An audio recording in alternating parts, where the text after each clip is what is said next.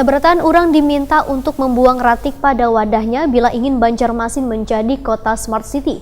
Kada mudah nangkaya membalikan telapak tangan dalam menciptakan Banjarmasin ini menjadi barasih wanyawan. Sehingga sosialisasi membuang ratik pada wadahnya ini pun terus dilakukan.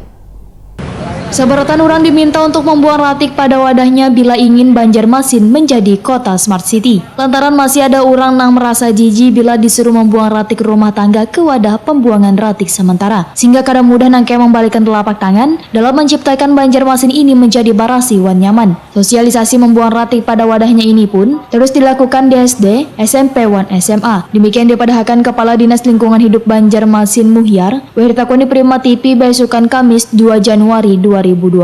Berkaitan dengan masih adanya terlihat ratik di Taman Edukasi di Jalan Simpang Ulin Pal 2,5 Banjarmasin Tengah, ditegaskan Muhyar bila DLH kada terlibat apapun dalam pembangunannya. Karena lokasi tersebut adalah aset daerah yang dikerjasamakan oleh pemerintah kota dengan pihak ketiga yang ditangani oleh bagian pemerintahan. Muhyar berharap setelah selesai perjanjian kerjasamanya wan diserahkan ke pemerintah kota, kemudian diserahkan ke masing-masing SKPD sebagai penanggung jawabannya. Sedangkan perjanjian kerjasama ke Dinas Lingkungan Hidup, ujar Muhyar, diminta diserahkan pada awal tahun 2021 untuk pemeliharaannya. Jika nantinya dilihat menguntungkan, maka Muhyar pun mempersilahkannya untuk dianggarkan dana pemeliharaannya masuk dalam APBD. Bila nantinya pemasangan videotron tersebut mendapatkan hasil, maka dana dari penghasilan tersebut dipakai untuk biaya pemeliharaan.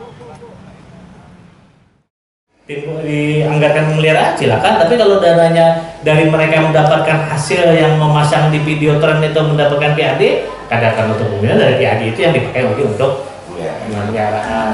Dan ini sementara ini memang itu masih tanggung jawab pihak ketiga.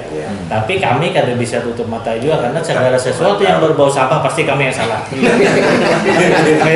Pasti kami maka sampah ini pula ditumpuk sebuting tumpukan aja pasti isuka bisa jadi 10. Masih mencari kawan karena sampahnya barang manis juga ya Pak.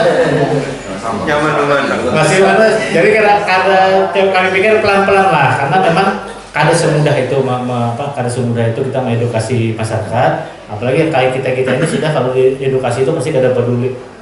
Sudah kada urusan kita juga itu sampah buang aja sini ya Pak. Walaupun taman edukasi tersebut masih di tangan pihak ketiga, namun yang ada berbau ratik maka ujar Muhyar, DLH yang disalahkan. Sehingga warga diminta untuk bersama-sama menjaga kebersihan kota 1000 sungai ini.